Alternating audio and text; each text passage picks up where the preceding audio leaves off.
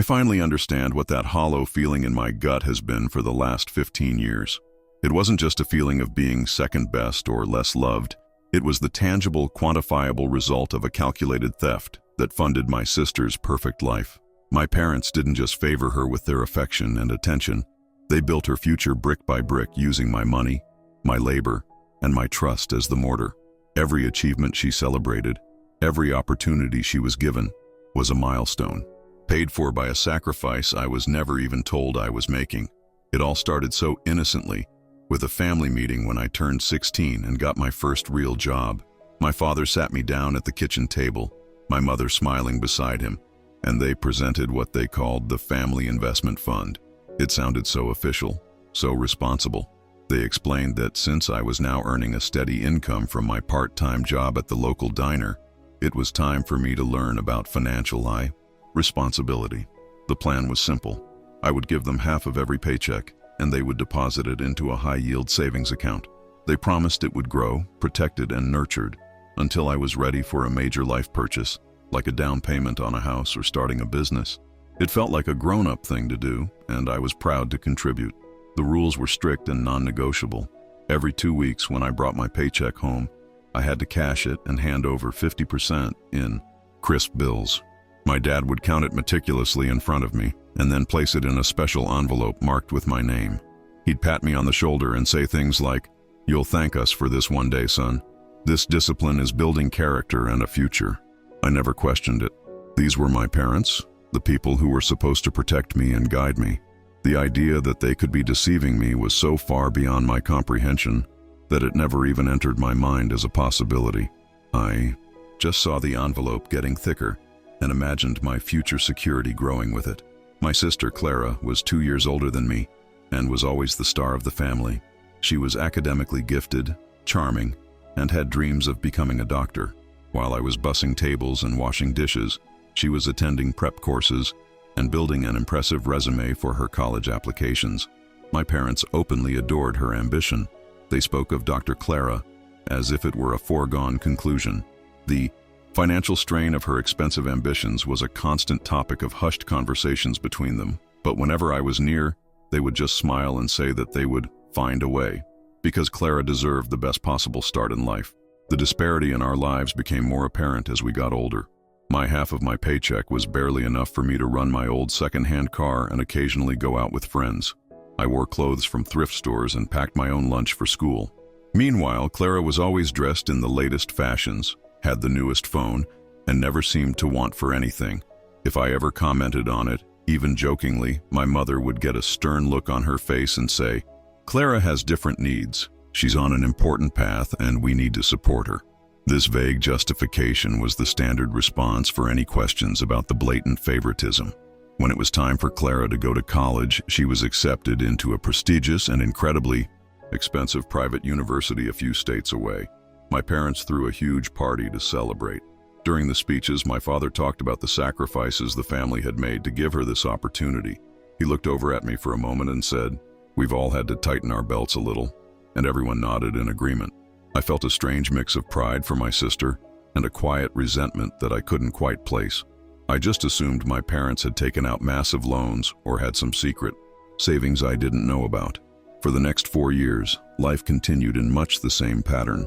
I graduated high school and, unable to afford university myself, I took on a full-time position at a local warehouse. It was hard, physical labor, but the pay was better, which meant my investment contribution also grew significantly. Every 2 weeks, I handed over a substantial amount of cash. I started asking to see the bank statements for the investment fund, just out of curiosity. My father would always have an excuse. "It's all automated, son. The bank sends the statements to a P.O. box. Don't you trust me?" he'd ask, and the conversation would be over. The guilt he instilled was a powerful tool. Clara, on the other hand, was living the ideal college life. Her social media was filled with pictures of her spring break trips, her sorority formals, and her brand new laptop. She never seemed to have a part-time job or worry about money. When she came home for holidays, she brought expensive gifts for our parents and regaled us with stories of her amazing professors and a future in medicine that seemed all but guaranteed. My parents would listen, beaming with pride, their adoration for her practically radiating. I felt like a spectator in my own family, a silent contributor to a life I couldn't even imagine for myself. After she graduated with her undergraduate degree, she was immediately accepted into medical school. The costs were astronomical, something my parents openly fretted about. They sat me down again, this time with a more somber tone. They explained that medical school was the final, most expensive hurdle. They told me that the family investment fund was performing well, but that they needed me to increase my contribution to 60% for a few years, just until Clara was a licensed physician. They framed it as the last big push, a final family sacrifice to get her across the finish line. "We're a team," my mother said, holding my hand. "We lift each other up." Against my better judgment, a little voice in my head screaming that something was wrong, I agreed. I was working 60 hours a week at the warehouse by then, taking every overtime shift I could get. I was exhausted all the time, my body ached, and I had no social life to speak of. My world had shrunk to my job and my small rented room. But I kept telling myself it was for a greater good. I was helping my sister achieve her dream, and one day my fund would be there for me. And all this sacrifice would finally pay off. It was the only thing that kept me going through those grueling years. The first major crack in the facade appeared about a year before Clara was set to graduate. My car, the one I'd had since I was 16, finally died for good. It wasn't worth repairing. I went to my parents and told them I needed to make a withdrawal from the investment fund. It was time. I needed a reliable vehicle to get to work. I wasn't asking for a new car, just a few $1,000s. For a decent used one. I expected a simple transaction, a trip to the bank. Instead, I was met with panic. My father's face went pale. He started stumbling over his words, saying it was a bad time and that the money was tied up in a long-term investment that couldn't be touched without a massive penalty. My mother quickly jumped in, changing the subject, asking if I could just carpool with a coworker for a while. They were so dismissive and evasive that it was impossible to ignore. The alarm bells in my head were no longer a quiet ringing. They were a deafening siren. For the first time in my life, I looked at my parents and felt a deep, cold suspicion. I pushed back, harder than I ever had before. I demanded to know the name of the bank, the account number, anything. My father got angry, accusing me of being ungrateful and untrusting after all they'd done for me. "We've been managing your money for your own good," he yelled. "You would have just wasted it on foolish things." The argument escalated until my mother broke down in tears, begging me to just drop it for now. The sheer desperation in their reaction told me everything I needed to know. There was no fund. There was no investment. There was nothing. The confrontation left a tense and unspoken void in our house for weeks. I stopped giving them my money, but the damage was done. I took out a high-interest loan from a shady lender to buy a barely functional car because my credit was non-existent. I had never had a credit card or a loan in my own name because my parents had always told me it was better to save cash. Now I realized they just didn't want a paper trail. The weight of the probable truth was crushing, but I still lacked definitive proof.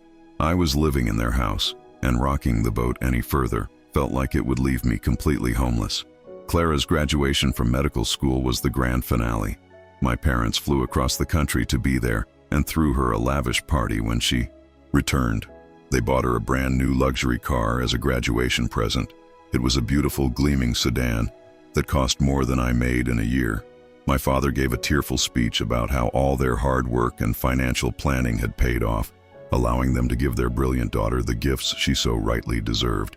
He said it was their proudest moment, seeing her so successful. I stood at the back of the room, feeling completely invisible, my heart a cold, heavy stone in my chest.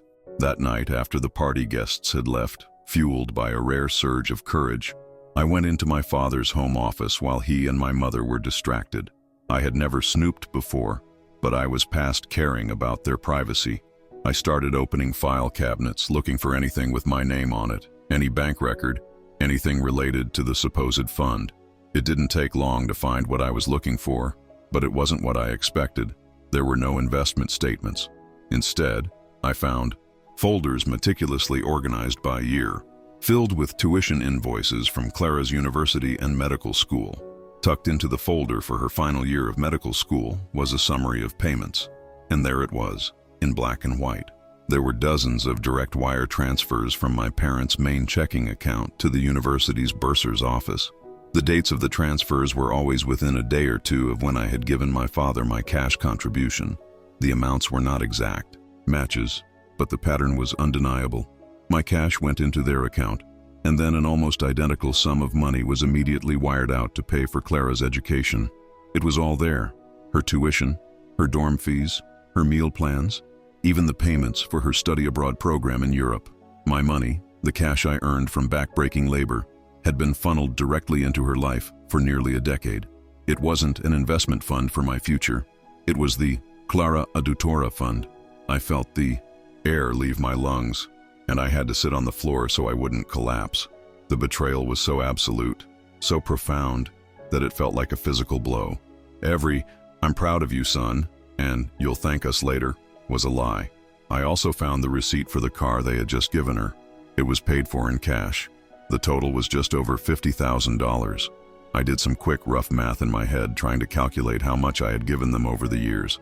A conservative estimate put it well over $100,000. They hadn't just used my money for her tuition. They had used the surplus to buy her a car and fund her lifestyle, all while telling me to tighten my belt and that I couldn't afford a reliable vehicle for myself. The sheer audacity of it was breathtaking. I confronted them the next morning. I laid the folders out on the kitchen table, the same table where they had first pitched me their fraudulent investment scheme. I didn't yell. I was too empty for that. I just asked them to explain it. My mother started crying immediately, but my father, for the first time, didn't even try to lie. He looked at the papers, then at me, and his expression was cold and defiant. "We did what we had to do," he said. "Clara had the potential to be someone great. She needed our help. You were strong enough to manage on your own." His words hit me harder than any of the financial revelations. It wasn't just about the money. In his eyes, my strength and self-sufficiency were not virtues to be proud of. They were resources to be exploited. My ability to endure hardship meant I was the one who had to sacrifice. Clara's potential meant she was entitled to a life built on my back. They saw me not as a son to be nurtured, but as a workhorse to be used for the benefit of their prized daughter. The injustice of it was so deep it made me feel sick. "So there is no money left?" I asked, my voice barely a whisper. "The fund, my savings, it's all gone?" My mother sobbed. "We always meant to pay you back, sweetie. Once Clara gets established, we were going to..." My father cut her off. "There is no fund," he said flatly. "The money was used for a family priority. It's gone." He said it with such finality, such a complete lack of remorse, that it finally severed the last thread of hope I had that this was all a terrible misunderstanding. It was a deliberate, long-term act of financial abuse. I asked them what I was supposed to do now. I was almost 30 with no savings, no assets, a poor credit history, and a job that was breaking down my body. My entire adult life had been a lie, a period of indentured servitude to my own family. My father shrugged. "You're a grown man," he said. "You'll figure it out. You always do." The casual cruelty of his response was the final confirmation that, to him, I was not a person with my own dreams and future, but a utility that had served its purpose and was now being discarded. The conversation with Clara was even worse. Our parents must have called her right after I left the house. She called me that afternoon, and her tone was not apologetic or sympathetic. It was angry. She accused me of upsetting our parents and being selfish. "They did everything for us," she said, her voice dripping with indignation. "They made sacrifices to get me through school. Why are you trying to ruin this for everyone? It's not always about you." I was so stunned I could barely speak. I tried to explain that it was my money, not theirs, that paid for her life.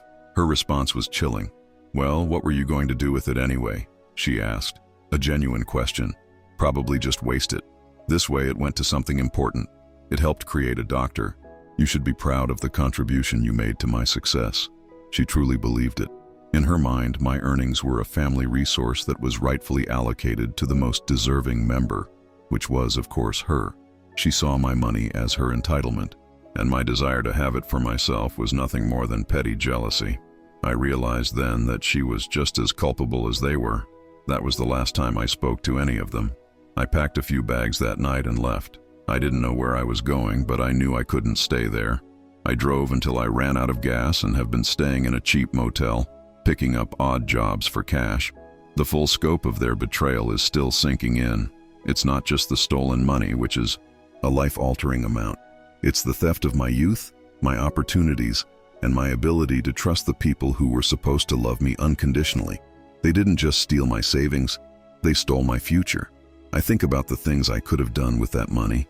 I could have gone to college myself, maybe studied a trade and started my own business. I could have bought a small house and built some equity. I could have traveled and seen a bit of the world. All those doors were closed to me. Without my knowledge, each one locked shut with a payment made in my name to fund a life that wasn't mine. My dreams were sacrificed for hers, and I was never even given the choice. The psychological toll is immense.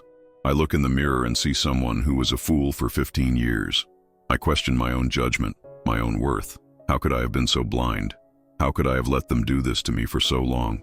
The shame is a constant companion, even though I know logically that I am the victim. They groomed me from a young age to be compliant, to not ask questions, and to believe that my role was to serve the family's greater good, which always meant serving Clara. I've been trying to figure out if there's any legal recourse, but it seems unlikely. It was all cash transactions. There's no paper trail that directly links my paychecks to their account. There was no written contract about the investment fund.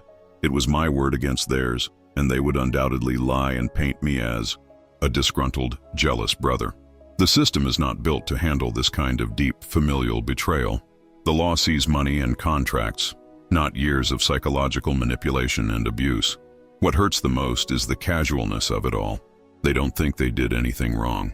In their twisted view of family, they made a sound financial decision. They took resources from the child who was stable and hardworking and funneled them to the child with the more prestigious and expensive dreams. They balanced their family's portfolio, and I was the low-risk asset they cashed out to fund their high-risk, high-reward venture. Dr. Clara. I wasn't a son, I was a line item on their emotional and financial balance sheet. I wonder if they ever feel a shred of guilt. Does my mother, in a quiet moment, ever regret the lies? Does my father ever acknowledge the son whose future he sold? Does Clara, as she deposits her first big paycheck as a doctor, ever think about the dirty hands that earned the money for her education? I suspect the answer is no. They have their perfect story, their narrative of family sacrifice, and they will cling to it. In their version of events, I'm the ungrateful one who is failing to appreciate the part I played in their great success story. My life now is a blank slate, but not in a hopeful, optimistic way. It's a void. I am starting from less than zero, burdened by debt from the car loan and the psychological weight of what they did. Friendships I had have faded because I was always working and never had money to do anything. I have no safety net, no support system. The very people who were supposed to provide that for me were the ones who systematically dismantled it to build a palace for someone else. I often lie awake at night, replaying conversations in my head, looking for the signs I missed. They were there, of course.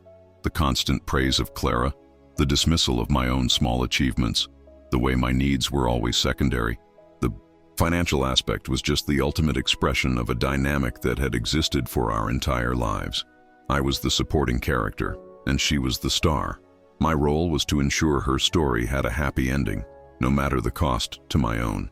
The injustice burns in a way I can't articulate. People lose money in bad investments or get scammed by strangers all the time. But to have your life's work stolen by your own parents to finance the success of your sibling is a uniquely cruel kind of pain. It's a betrayal that rewrites your entire personal history. Every happy family memory is now tainted. Every word of praise feels like a lie. Every hug feels like the embrace of a thief. My path forward is unclear. I need to find a stable job, a place to live, and a way to rebuild my finances. But more than that, I need to find a way to rebuild my sense of self.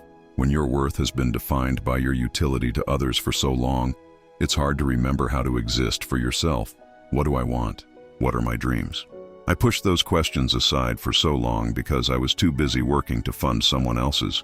Sometimes a wave of profound sadness washes over me when I think about my sister, not because I miss her, but because I mourn the relationship we could have had. If things had been fair, I would be her biggest cheerleader. I would be genuinely proud of her accomplishments, but I can't be, because every time I would look at her, I wouldn't see my sister, the doctor. I would see the living embodiment of my stolen future, a person walking around in a life that was paid for with my sweat and my sacrificed dreams. The anger is a different beast. It's a cold, hard knot in my stomach that rarely goes away. It's anger at my parents for their deception, at my sister for her entitlement, and at myself for my naivety. I know I need to let it go to move on, but right now, it feels like the only thing I truly own. It's a shield against the crushing sadness. If I let the anger go, I'm afraid the grief will drown me completely. I've learned a harsh lesson about family. I've learned that love can be conditional, and that the bonds of blood are no guarantee of loyalty or protection. My family wasn't a team, as my mother claimed. It was a corporation with a CEO, a board of directors, and a single valued asset. I was just part of the overhead, a necessary expense to be minimized and exploited until my utility ran out. It's a cynical way to view the world, but it's the reality. They taught me. The family investment fund was a masterstroke of manipulation. It gave them a plausible excuse to take my money while making me feel responsible and mature. It played on my trust and my desire for their approval. They didn't just take my money. They made me a willing participant in my own fleecing. That's the part that twists the knife the most. I handed them the envelope with a smile, believing in the future they were selling me, while they were already spending it on a different future for someone else. My goal now is small and simple: survival. I need to get back on my feet, far away from them. I need to build a life where I am the priority, where my work benefits me, and where my future is my own to decide. It feels like an impossible mountain to climb, starting from so far behind. But the alternative, giving up, would be letting them win.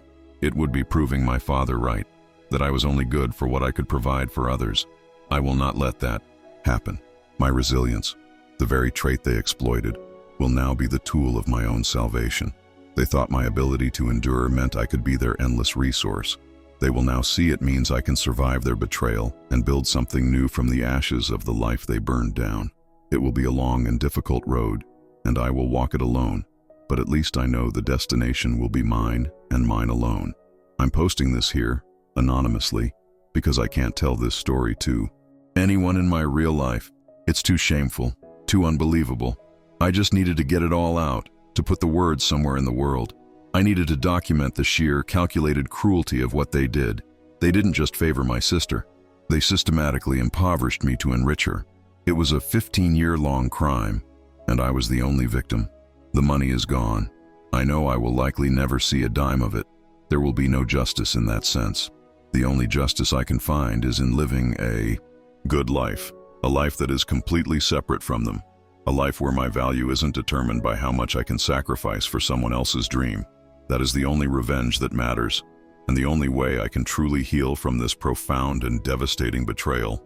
Looking back, the signs were everywhere, not just in finances, but in everything.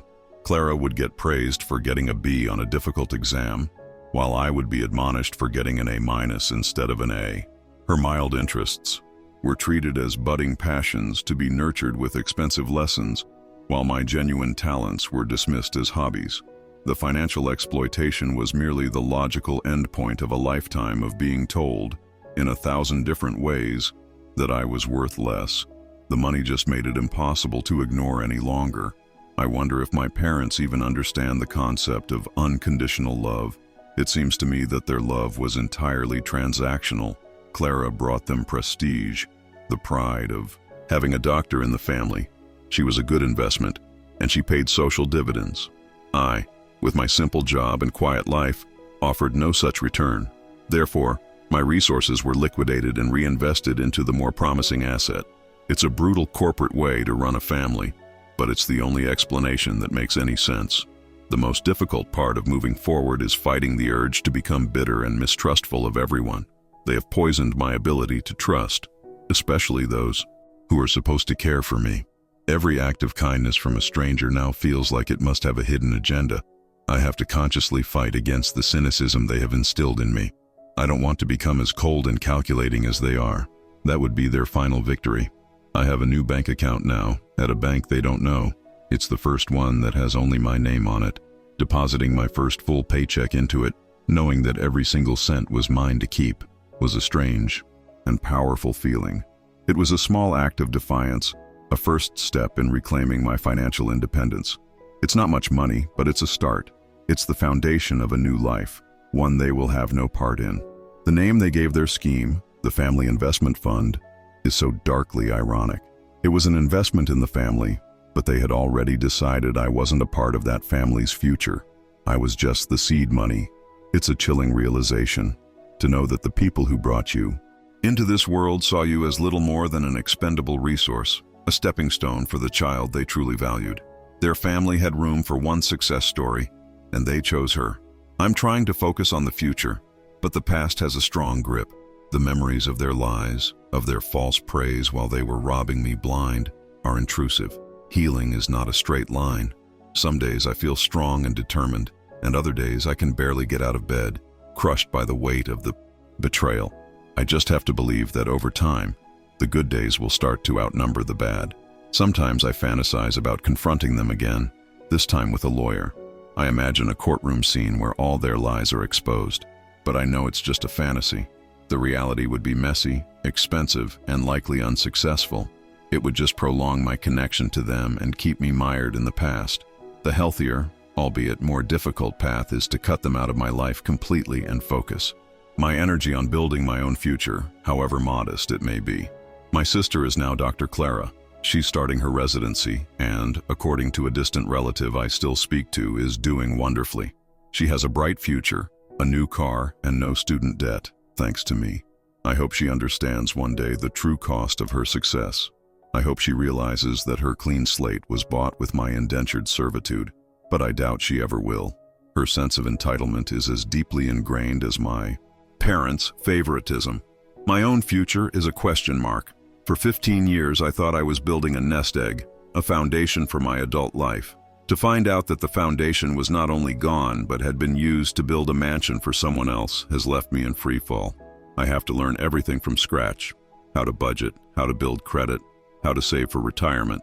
I am a 30-year-old man with the financial literacy of a teenager, all because of their deliberate deception. The loneliness is a heavy burden. Having a family that you can't turn to, that is, in fact, the source of your pain, is a unique kind of isolation. My friends from high school have all moved on, with families and careers of their own. I feel stunted, left behind, still dealing with the fallout of a childhood that never really ended. Reconnecting with people is hard when your primary story is one of such profound betrayal. It's not exactly light conversation. I do have one small comfort. I am finally free. I am no longer their cash machine, their unwitting sponsor. My earnings are my own. My time is my own. My life is my own.